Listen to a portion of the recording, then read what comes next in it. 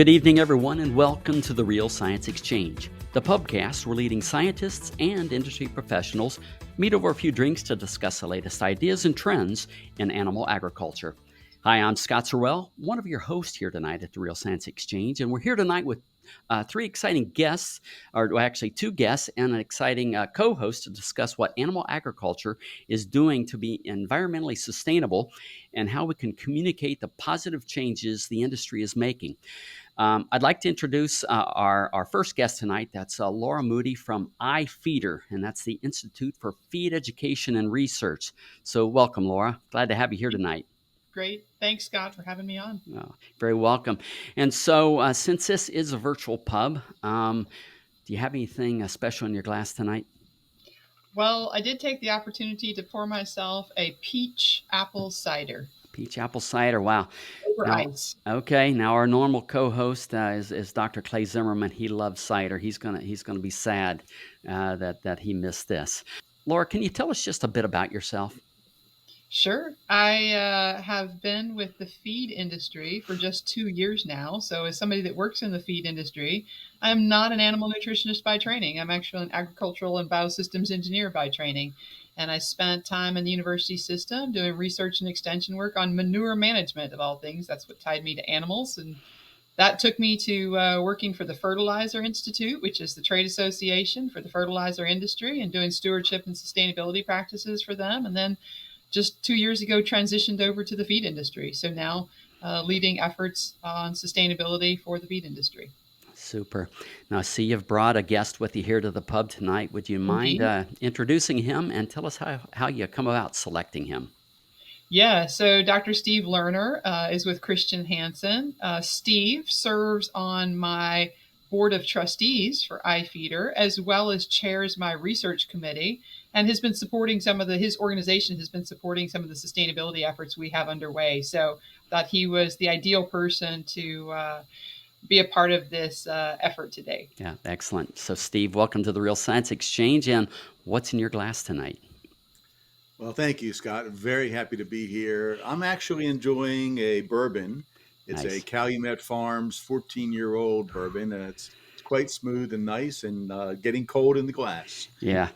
So that's a little bit better brand than I'm usually drinking. I tend to pick from the lower shelves, but good for you, man. That's awesome. I'll have to have that sometime. Steve, I was looking at your biography earlier today, and quite fascinating biography. Can you kind of give us a background of how you got here?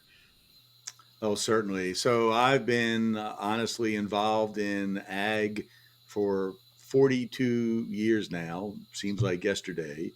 But I'm classically trained as an animal scientist. I've got a undergraduate in zoology. I have a master's embryology, a PhD in reproductive physiology. I was going to do a postdoc in 1985 in California. The postdoc was in molecular genetics.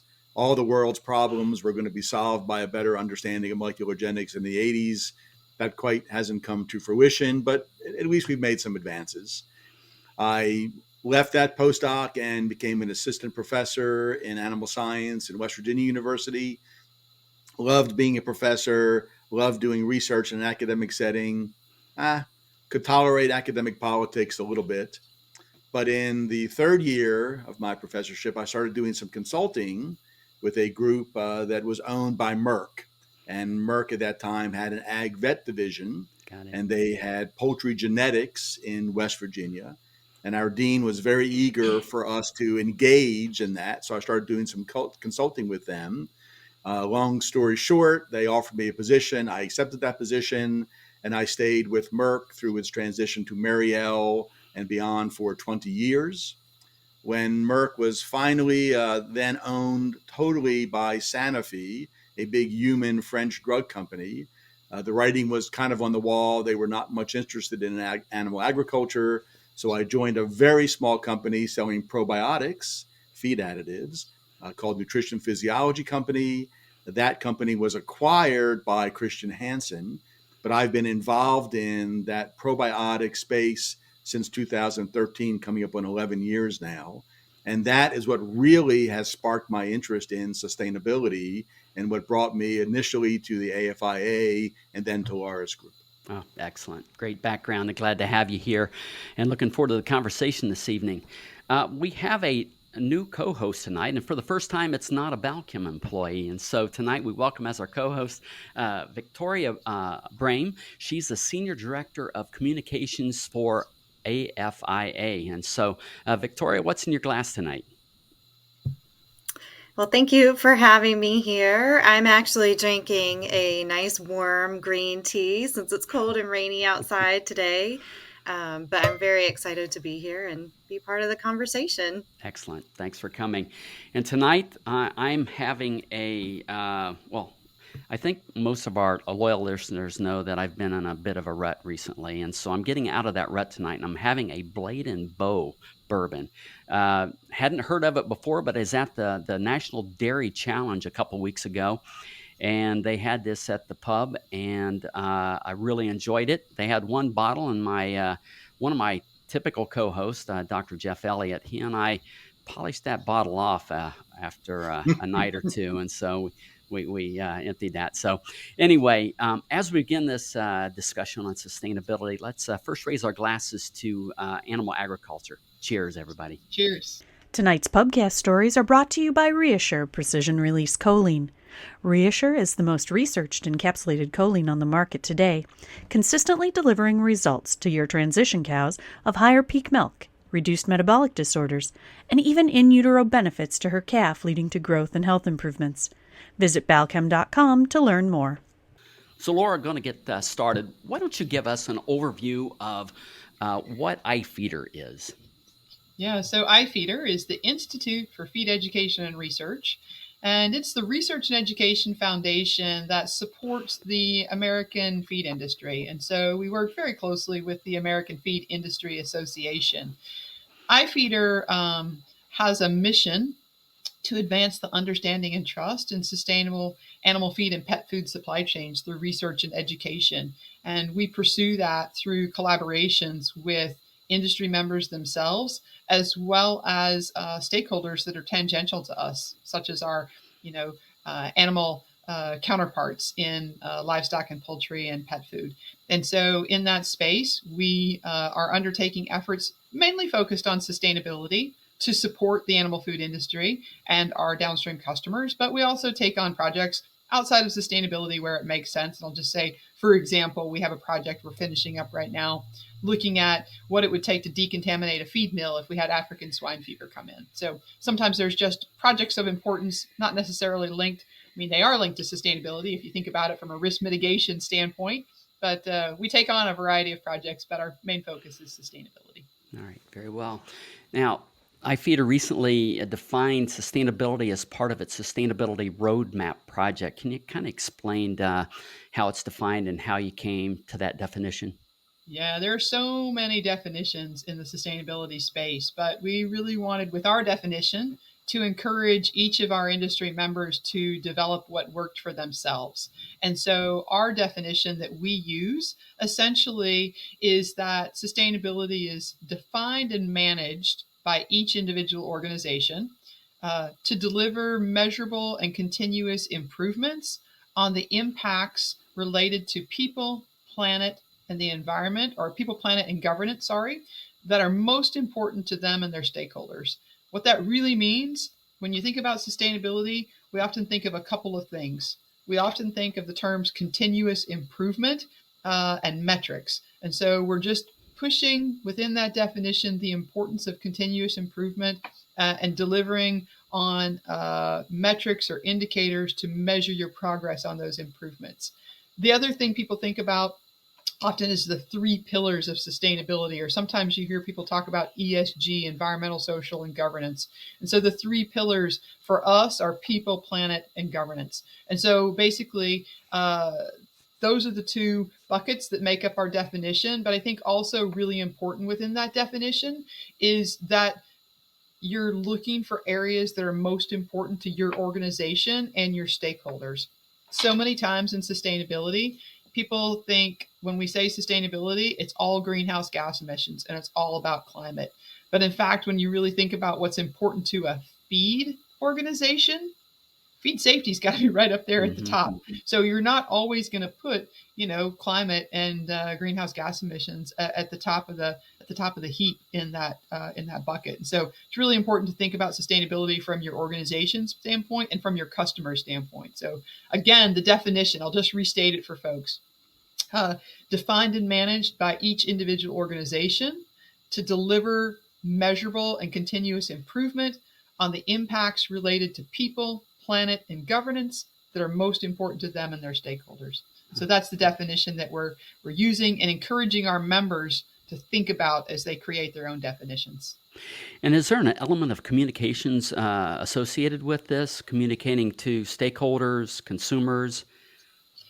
For certain, sustainability, oftentimes people say is about storytelling. Sustainability is taking the goals and targets that you're setting towards continuous improvement for yourself and your organization in those areas that we spoke about, and then communicating where you are in that progress, communicating what you're doing within your organization to pursue those. And so you can't take storytelling away from sustainability. It's a key element. And so that makes communication a key component of it as well. All right. Now, Victoria, this is your first time as my co-host, and you're probably learning that I don't relinquish the control of the mic very easily. So you've got to be able to pull that away from me. So I'm going to yield to you at the moment. Do you have some questions for our guests? Sure. And that sounds good. And I think, so I work at the American Feed Industry Association, and we work very closely with IFEEDER on many of these projects. And it's a pleasure to be able to do it and see all the different things that's coming out of the organization. But one thing, whenever Lara talked about the pillars, people, planet, and governance, I guess maybe if you could expand upon why animals were not part of that. And I think one of the interesting things that you've talked about is where does the feed manufacturing facility, like where does it start and end? And so that's kind of one of the interesting things from a value standpoint, like throughout the value chain that you've discussed. So maybe if you want to talk on that a little bit. Yeah, when we think about sustainability, we often talk about upstream and downstream influencers or actors that we're beholden to. And for the feed sector, it's really important for us, especially for IFEEDER, as we create resources, to identify who it is we're trying to serve with our resources and support with our efforts, but also who's influencing us. And so for us within IFEEDER, upstream of us would be crop producers or folks who provide inputs to crop production. Downstream of us would be live animal production. That's the animal component that you were referring to there, as well as processing of those animals or the consumer product good companies that are either, that are using products as a result of that. The feed sector itself, from our perspective, is everybody that is involved in the manufacturing and production of feed or feed elements. And so it could be feed and oil grain processing or feed ingredient or manufacturing folks. It could be animal health products that are integrated into feed, co-product and byproduct and rendered product material, as well as feed equipment manufacturing, like the people who actually make the equipment that we use in our feed mills. So pet food is also an important element for us. So all of those are the feed sector. When we were looking at the indicators or the goals and target areas, those three pillars, people, planet, and governance, animals are obviously integral to our business. They are a downstream customer for us. They are the end user of our effort. But ultimately, our focus area is on how we can influence those areas. And we do that through our own people, planet, and governance segments. I think we mentioned before about the sustainability roadmap project, and that's just completed phase 1. Can you tell us a little bit about that project? Yeah, so the Sustainability Roadmap Project, IFEEDER initiated just about 18 months ago now. And that was really aimed at us taking a big picture look of what the sustainability landscape looked like for the animal food supply chain. And that meant understanding what people needed from us, i.e. those influencers we were talking about, and what people needed us to provide them and what we needed to get from them. And so along that pathway that we were taking, what we were really working towards with that roadmap was developing a framework for IFEEDER to work on in sustainability, but also to identify what things we needed to create or do or research to be able to support the industry.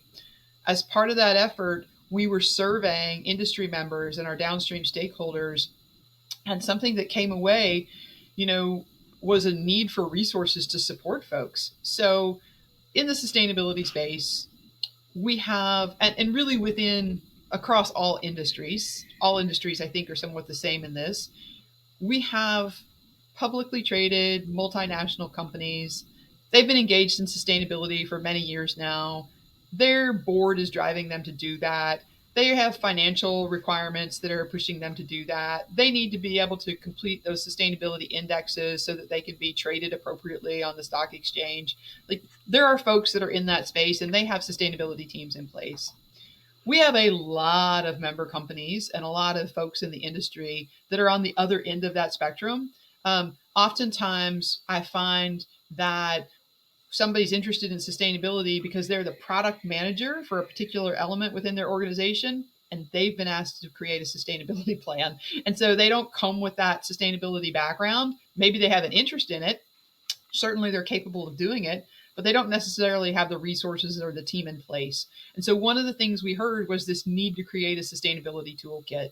And so that's, in fact, one of the elements that we created with this effort. So the sustainability toolkit is meant for animal food industry members. It gives you a guide, a way to step through 9 different elements of your sustainability journey. And it has a whole collection of resource materials that are supported within that. And in fact, Steve, I know you've broken out the sustainability toolkit within Christian Hansen. You guys are one of those publicly traded multinational companies that has a team in place, but you guys have found value in the toolkit. And so I think that would be great to hear why it is that you like the toolkit for somebody that already has a sustainability program in place. Well, in fact, you'll hear, I'm sure, at some point in the broadcast that we are the most sustainable bioscience company in the world 6 years running. We're along down that path exactly as Lara described. It certainly influences our market assessors on our ESG initiatives. But in truth, being a provider of microbial solutions, we know that many of our customers in the ag space are unprepared to even begin discussing sustainability. They don't know what it is. If they know, or they think they know what it is, they liken it too much to the green initiative without really thinking about what it means to them and the efficiencies in ag they can garner. So we took this beautifully prepared toolkit that describes the 9 steps from crawling to walking to running, and we have added it to our service offerings so that our technical services team and our key account managers can take this beautiful tool and introduce our customers to this philosophy and back that philosophy up with a set of introductory exhibits, with a set of tools, physical tools, Excel spreadsheets, presentations, to let them engage with their upper management to start the ball rolling down this path where we all need to go. I say to everyone who will listen, sustainability is coming like a freight train, and you'll either be on it or under it. Those are the only 2 options. And this toolkit at least provides a beautiful frame to work towards that objective. Yeah. It's interesting. I would just add to that. We had, relative to the toolkit, Steve and I just happened to get off of a call that we were on together. And so we actually heard from another member about how they were using the toolkit. And this member had indicated, this is one of those multinational companies with multiple different assets, one aspect of feed, but then also they have, human products as well. And so, he said, within that toolkit, we are finding it very useful in our feed sector, but there's actually elements of it that our human side is using as well. And so I think there are pieces in there for everyone, wherever you are on the journey. And it's been really great to roll that out and gather feedback for how people are using it and what they find interesting about it. Yeah. Another way to just add to that is that it really is product class or product type or target agnostic. It simply says this is the system you should think about when you're approaching sustainability, how you quantify it, what you do, and then how you communicate it internally initially and then externally. So it really is, again, elegant in its simplicity and broadness of application. Yeah. So, I'm kind of curious. I love the idea of using the toolkit with your customers, right? And many of those are our customers as well. Great idea. How far down the chain do you go? Do you go to producers as well with this toolkit? So I think, well, of course, now we talk about producers, and this is a very interesting class to define. Tyson is a producer Yes. at the end of the day. So, of course, you can go to integrated poultry and swine operations makes absolutely abundant sense. They already have sustainability teams, Hmm. and just getting an introduction to them is a good thing. But there's also some mega dairies. Hmm. There's some tremendous feedlot operations. And in simple fact, they need to understand how sustainability impacts their operations and their likelihood of success in a future where there will be insets for those who have adopted initiatives that makes doing business with them more beneficial for their downstream consumers. Mm. So we do go to individual producers and say, hey, you need to think about this because it will help you communicate with your customers and with their customers. Yeah. So there's no holds barred in where you can take this. So, Laura, aside from getting the toolkit from Chris Hansen, how can other companies get a hold of the toolkit? Yeah, we created the toolkit so that it is easily downloadable as a set of files. You can go to ifeeder.org to learn more about the toolkit. AFIA members, if you happen to be within the feed industry and you're a member of the American Feed Industry Association, you'll be able to go to a link and download that toolkit for free. If you're not a member of AFIA, we have it available on the publications page for a small fee. And I think it's and I say a small fee, but it's a small fee relative to everything that's in the toolkit. So if folks are interested in that, I would encourage them to go and grab that and take a look at it. And they can always reach out to me if they've got questions on how to use it. Very well. Steve, I'm going to flip back to you. I understand that you guys offered to host the Feed System Sustainability Summit. Can you explain why this is important to your company to be part of this effort? Absolutely, Scott. I have to go back in time just a little bit to fully explain. Christian Hansen was a company that was founded in 1874 by a Danish pharmacist. His name was Christian Deli AOR Hansen. He was the first to extract rennet from calf stomachs, and rennet is the material used to coagulate milk into cheese. So when Louis Pasteur was pasteurizing milk to make it germ-free, Christian Hansen was purifying rennet to make clean cheese.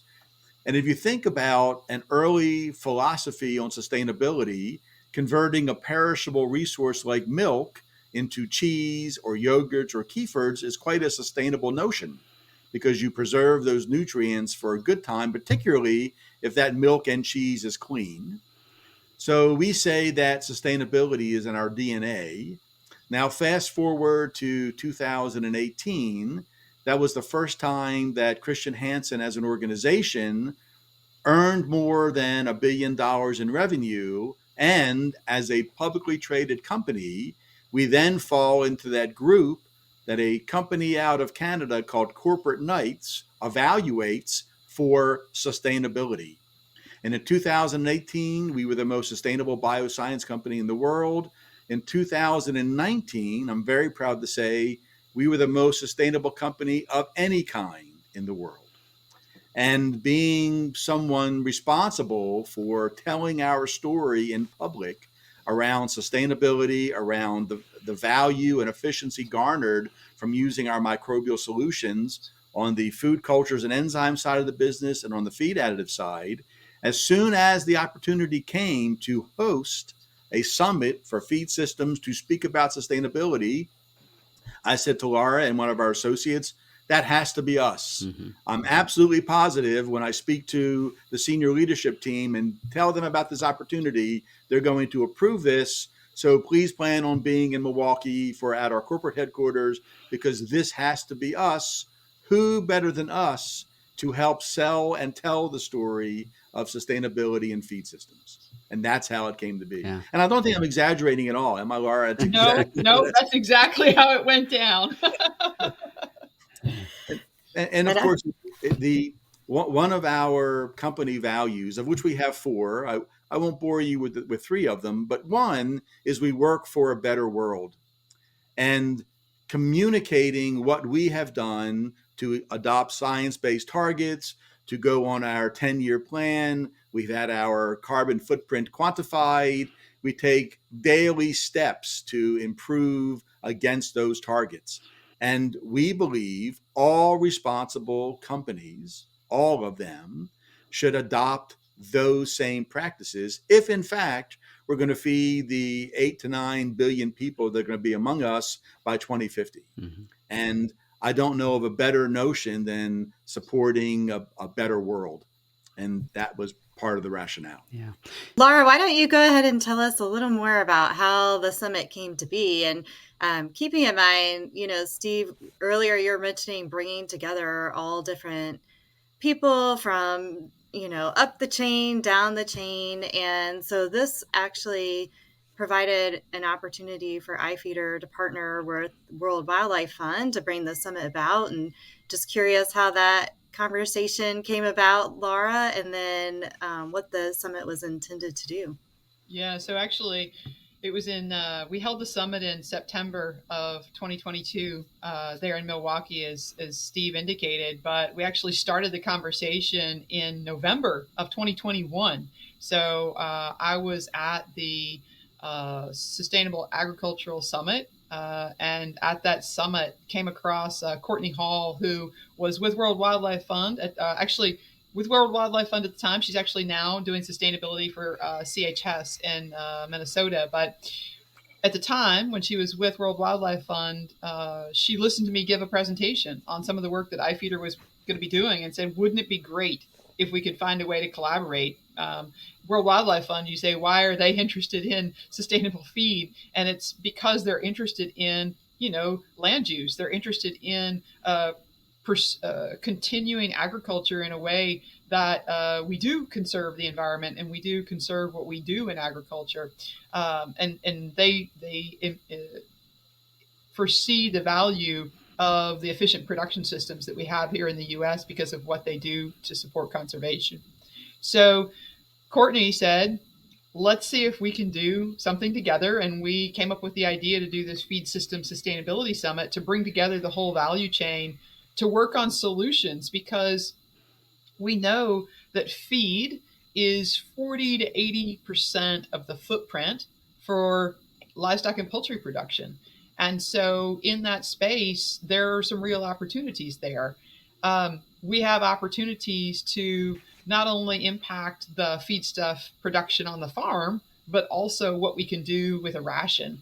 And so we came to the IFEEDER board of directors. Courtney came and presented, and we said, hey, let's do this. And I was telling Steve earlier today, it was one of the most contentious discussions we've had within the IFEEDER board, because WWF isn't like an immediate go-to on who you think an agricultural feed industry might partner with.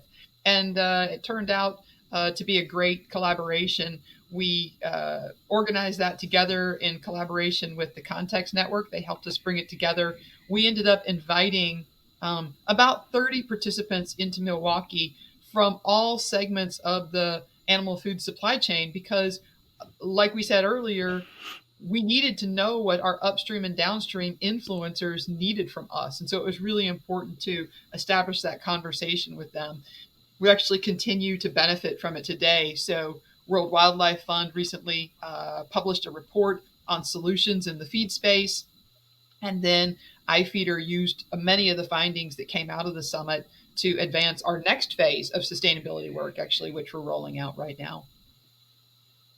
I want to add that I have, as you can probably well imagine, been involved in many summits, and my expectations for success started out fairly low. But as it began to materialize, and I applaud the absolute professionalism of the context group and the individuals we worked with, I applaud the professionalism of Lara and the team at IFEEDERS and AFIA. But this summit was an open forum for discussion.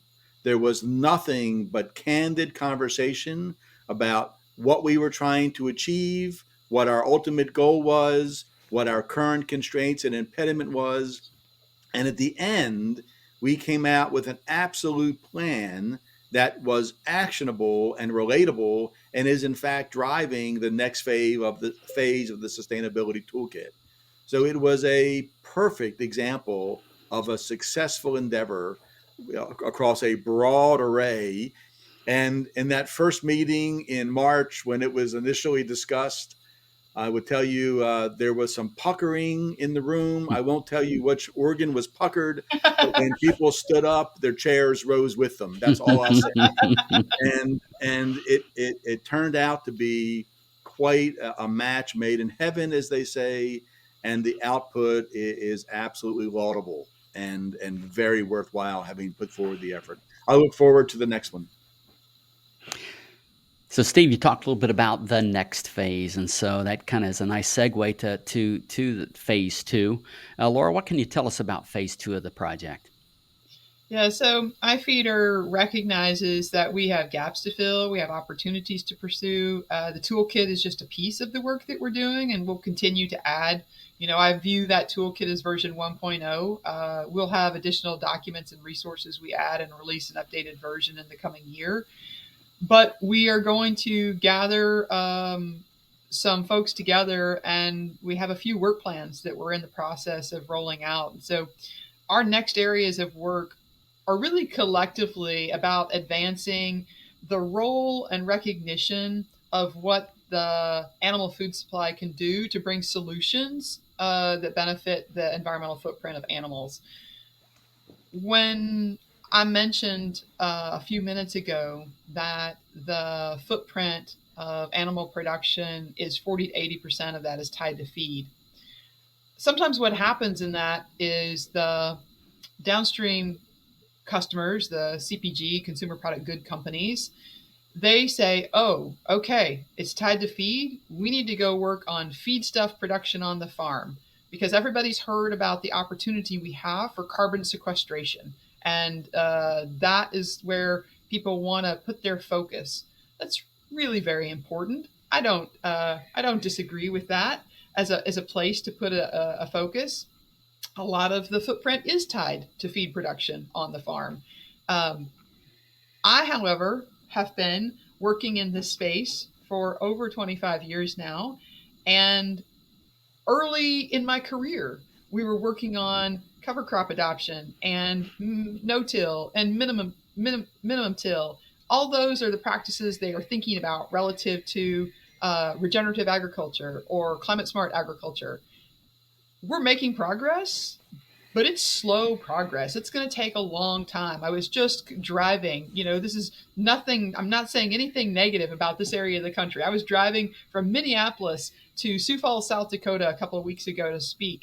And I drove past a lot of farmland, and there were no cover crops out there, and there was no minimum till out there.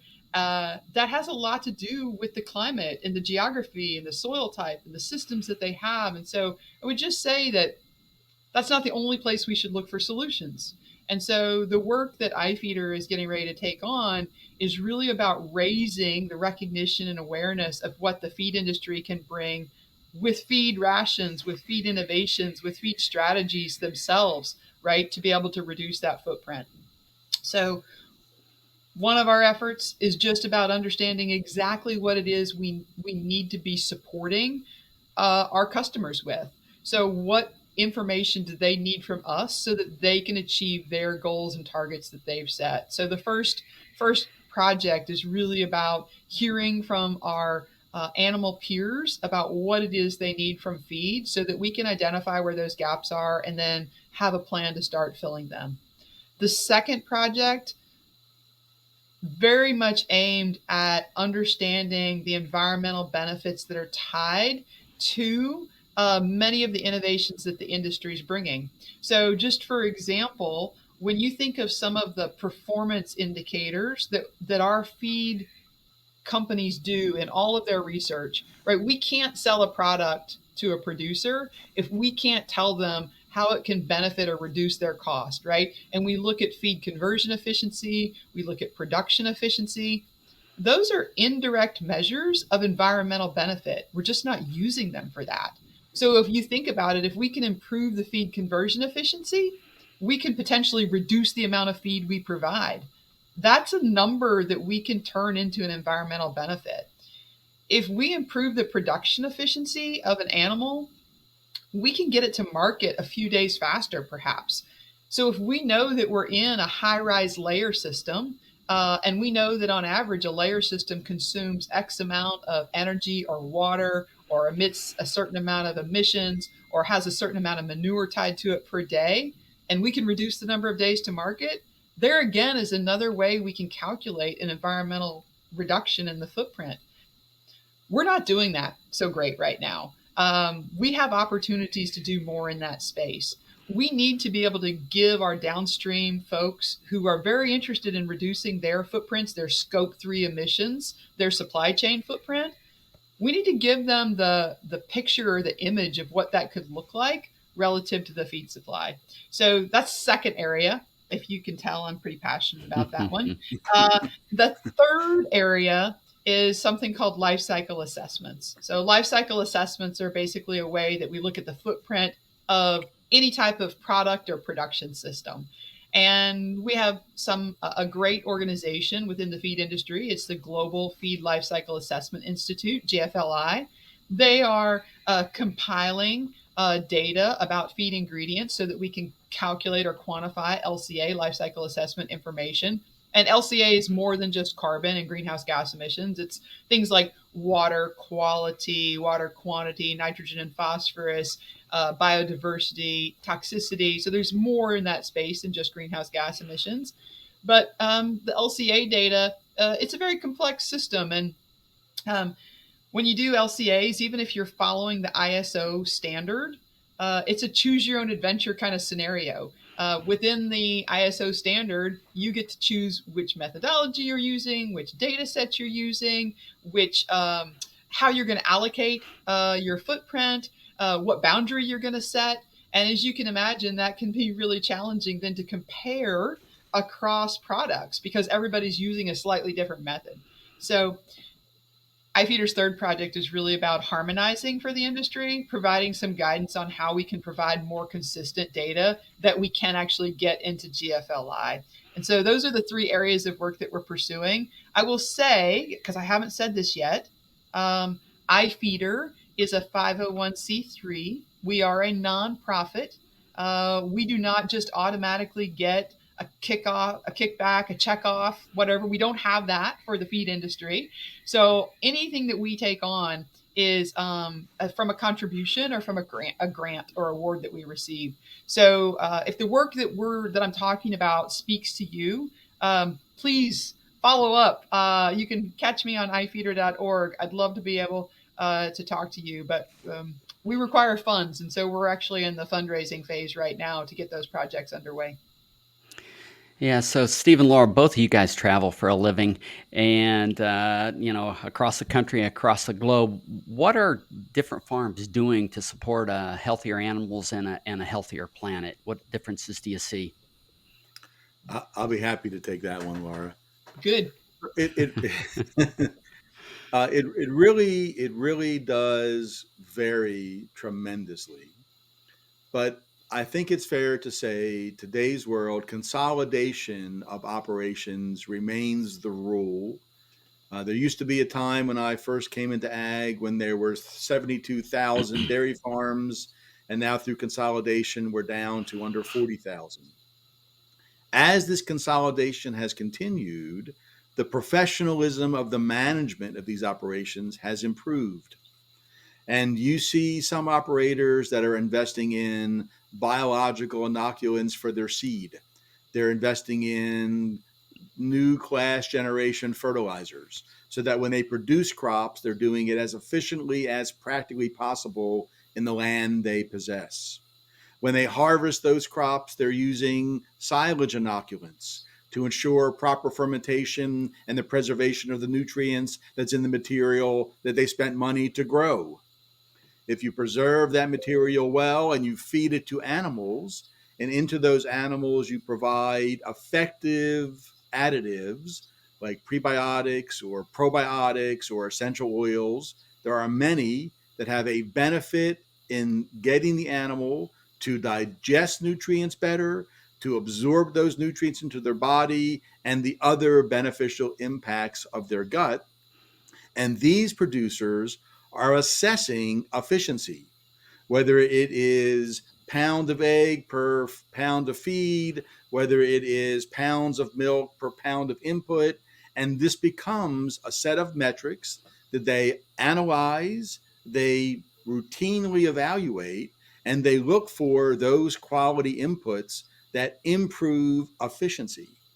And I would argue to anyone, when you look at the carbon, hydrogen, oxygen, and nitrogen that's in the feedstuffs, the more of that you keep in the body of the animals or in the products they put out for us, in milk or eggs, for example, then the less of that carbon and hydrogen goes back out in the air as nitrogen, the less of it goes out as carbon and oxygen as CO2, and the less nitrogen waste you have. And then you convert those nutrients into food for a growing populace. And that efficiency garnered in operations across the country is really a tremendous driver of sustainability. We just need to build a frame for standardizing those practices so that everybody uses the same metrics for making those assessments so that we can all go positively in the future together. And you see adoption of that among big professionally managed operations, and you still see some operations that are living paycheck to paycheck, as you will, and there's opportunity for improvement. Yeah. So you talked about scale and efficiencies, and I would have to say, producers here in North America are probably at the top of the list in terms of both of those. Not necessarily true for all countries around the world, right? And perhaps there's maybe bigger opportunities elsewhere. What kind of thoughts and opinions do you have related to that, and how it we have impacts us? operations. Yeah, go ahead. We have operations around the world, and of course, I'm constantly speaking with my colleagues. And you are correct. The biggest percentile gains are when you have adoption of best practices by those who are now newly aware. And as you improve the efficiency of agriculture globally, that's absolutely required, because we're not getting any more land. We're not getting any more additional resources. It's going to be better management of that land and resources that are going to enable the feeding of the planet. You see your biggest gains when people are new to technology and adopt that technology. Now, luckily, they can leapfrog right to the best technology. There's really no impediment as long as it's available to them. And by available, I mean they can afford to use it. Yeah. And that's the rule. Laura, is IFEEDER collaborating with other entities around the world? Yeah, within the U.S., we are collaborating with a variety of the livestock and poultry organizations, right? So, for example, I sit on the feed task force for the U.S. Roundtable for Sustainable Beef and co-chair that task force. So we have partners within our livestock and poultry affiliated organizations. We also partner with entities like North American Meat Institute and the Protein Pact, the effort that they pursue to advance sustainability, not just on environmental indicators, but around animal welfare, animal health, and other aspects of sustainability.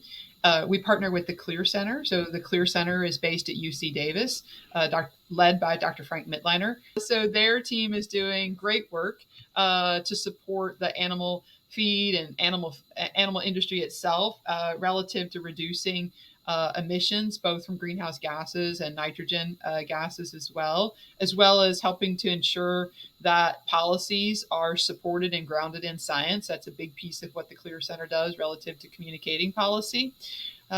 We partner with folks, not only the World Wildlife Fund, but also the Nature Conservancy. So we have a project actually underway with the Nature Conservancy right now, looking at products and strategies to reduce enteric emissions. On a global basis, I have the opportunity to work through AFIA as well. And so I serve on the Global Feed Lifecycle Institute's technical committee, so have the ability to support and advance that effort around LCA, as well as working with the International Feed Ingredient Federation on their sustainability committee, and really important, another area we haven't really touched on today, but on their circularity task force. So we have a real opportunity for animal agriculture and animal feed when we can begin better telling the story around circularity, which really means designing out waste. And the animal, in particular the ruminant animal, but all animals in general, are so good at the use of co-products and byproducts, right? These feed stuffs that we as humans cannot consume. IFEEDER has a report from a few years ago that would indicate that about 40% of feedstuffs that are consumed by animals and livestock and poultry today are co-products and byproducts. And, that really leads itself to the sustainability story because, we're consuming food waste, human food waste, and we're consuming byproducts and co-products from food production that otherwise couldn't be consumed by humans. And so IFEP has this great circularity task force that we're working to understand and think about how we can ensure the continued use of those products, but also valuing those products from a measurement or indicator standpoint as to what they contribute to sustainability. So I don't know who this question's for, but can you talk a little bit about what role carbon credits plays in your discussions and planning? Go for it, Steve. Why don't you talk about it from your perspective? Oh, sure. So what I absolutely believe will become evident it's now and in the near future is that consumer product companies are going to adopt philosophies that they'll share with their customers that indicate just how much they've embraced this sustainable green philosophy. And they will be absolutely willing to pay, called insets, down the chain for their suppliers if their suppliers can reliably, demonstrably, quantifiably indicate just how much carbon or resources they're saving, and therefore impact the story that their upstream is telling. And that will go from the supplier of finished meats back to the producer of those meats, back to their grain suppliers, back to the seed companies. And I believe there will be enough revenue generated from this philosophy to share downstream. However, if a producer is going to adopt a change that, let's say, adds a feed additive that demonstrably reduces methane production, for example, it must also improve the efficiency of their operation such that they get a return on the investment simply from using it. And if in fact an extra revenue stream materializes because that philosophy they've embraced is now valuable to their customer, then so be it. And I think that's how I envision most carbon credit scenarios becoming commonplace in the market. Yeah.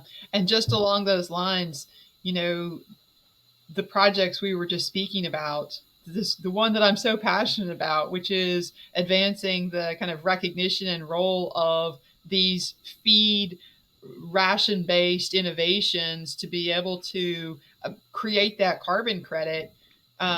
one thing that's really important to that carbon credit system and quantification system is traceability. And it's relatively speaking harder to trace a practice change from the feedstuff production on the farm all the way through the grain elevator to the feed mill to the animal production facility to the processor to the end of where that product is being used. That's relatively harder than using blockchain, where you could know exactly what you fed a specifically tagged or numbered or animal out of a specific barn, and tracking that innovation or that carbon reduction from what that animal ate through to the system. And so traceability, I think, is going to be really important as we think about how and what we count. And so I think that just puts an opportunity again on the feed industry itself for being able to better quantify those environmental benefits, especially linked to carbon, because we have an easier traceability opportunity than trying to trace through from feedstuff production on the farm. Well, I was just going to ask, what do you think, and this can be for both of you, just from working on the sustainability roadmap project and then the summit, what do you think is the biggest impediment to companies getting started in this space, and what kind of gets them over the hump? I mean, you talked about cover crops still aren't getting the adoption that they needed. We have technologies that are out there that still need to either be brought to the table, to the marketplace, and then those will have to be adopted ultimately. But right now, I think we still hear that there are people that are more concerned about potential regulations that could be coming out, and this is really their opportunity to get out there and get ahead of the game a little bit. So what do you see as an impediment, and what would you tell someone trying to look to get started on their sustainability journey? Well, Victoria, Lara described perfectly why large global publicly traded companies have ESG initiatives, because it is going to be market analysts that will evaluate those companies exactly on those initiatives. And it's in their best interest to maintain stock price. And what gets measured gets done. Make no bones about that. So what I love most about the sustainability roadmap toolkit is it answers the question for a simpler company, one that is not publicly traded or globally bound. What's in it for me? If I adopt this, what do I gain? And my answer invariably is a differential place in the market. You can now compete differently than you've done because you've adopted something that your downstream customers want. That's what's in it for you. Well, how do I do that? Well, let me share with you a resource that tells you exactly how you start.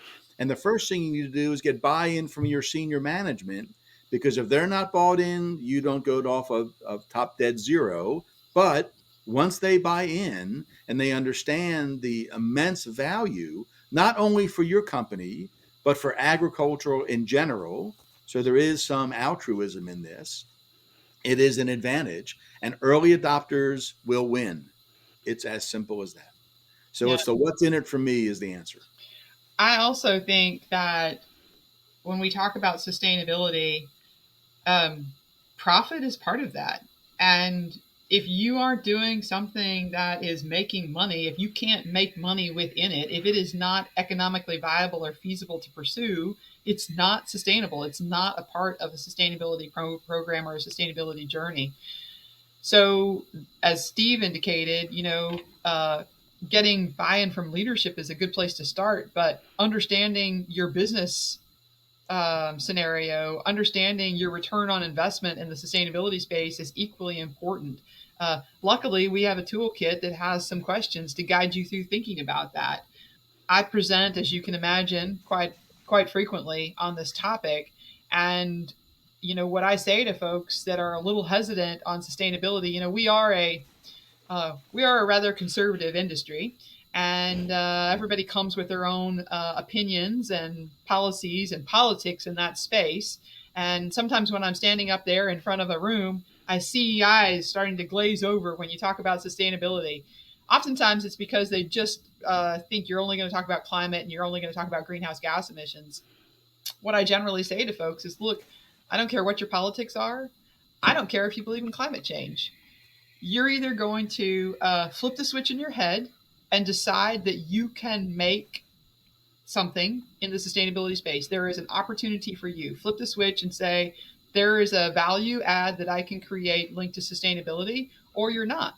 And if if your answer is not, well, you're going to be the one under Steve's train, or you're going to be the one that's getting drugged kicking and screaming into the space. And so it's a lot easier to flip the switch and start thinking about business opportunities than not. And that the business opportunities exist in the space. We just have to listen to what it is that our downstream customers and our suppliers are telling us they want and need. Laura, it's interesting that you bring up profit. And you talked previously about the three pillars, people, planet, and governance. At Balchem, our three pillars, people, planet, and profit. And so that reminded me of that when you said that. And by the way, we just released earlier this week our 2022 sustainability report. And so you can find that at balchem.com. Just a little Excellent. commercial there, I look folks. forward to reading it. Right. Yeah. Very well. Victoria, have we missed any big topics that we need to cover? I don't think so. I mean, I think, talking with our members, they've really been appreciative of a lot of this work. And so seeing phase 2 going along, I don't know, Laura, if you want to talk about timing or what some of the next steps are for that project. Yeah, so we're getting that project underway. We expect the initial work on those 3 areas of work that I identified to take place in the next 6 months. But that's just the first step. Like, some of those projects are multi steps within themselves. And so we'll spend the next 6 months working on those 3, and then we'll evolve and go from what we've learned, and then, move those on, because, the big picture is 2-3 years down the road. But if we don't start now, we aren't going to get there. So IFEEDER is going to be getting those projects initiated. Again, we're in the process of fundraising. That's not an easy lift. It's about $300,000 worth of effort underway. We're about 2/3 of the way there. And if you'd like to be a part of those conversations or have input into that place, we'd love to talk to you and love to have you be a part of this. Really important for us, when we developed the sustainability toolkit, that phase of the work that we undertook, we had contributions coming in from 23 different industry members. And so, one, we love the support from the industry, but more importantly, it meant that we had the perspective of everybody in the industry, from feed mills that only had one facility to publicly traded multinational companies that are global in nature. It was really important to hear from all of those. And I think that's why people are finding the toolkit so valuable, is that it really was created with input from all of those different perspectives. And you can find that toolkit at ifeeder.org. Victoria, earlier today you asked me, so how long do these podcasts last, and how do you know when they're done? And I just realized it's when Scott's out of bourbon. So with that, we're going to call last call, if that's all right. What I'd like to do is have each of you to tell the audience one key thing that you'd like them to take away from the conversation today. And Steve, I'd like to start with you. Our last call question is sponsored by AminoSure XM Precision Release Methionine, the next generation in amino acid balancing. With AminoSure XM, you can save up to 5 cents per cow per day on your methionine investment. Try it today and receive an additional 2.5 cents per cow per day savings with Balchem's limited time rebate offer. Contact your Balchem representative to learn more. Oh, thank you, Scott. The one key message is that sustainability absolutely is pertinent to you in your operation. If you're producing crops, if you are feeding animals of any kind, a herd, lot, flow, or flock, then you must consider sustainability as part of your frame of working. That's the key message. Very good. And Victoria, how about you? I would just add, from a communications perspective, now's the time that you can be shaping your story. So, I think we talked a lot about measuring and being able to quantify what it is that you're doing, and you want to be able to get credit for that. So being able to be out there and communicate it. And I think things like this toolkit are equipping members with the ability to be out there more proactive with stakeholders all up and down the value chain and tell their stories more effectively. Yeah, thank you, Victoria.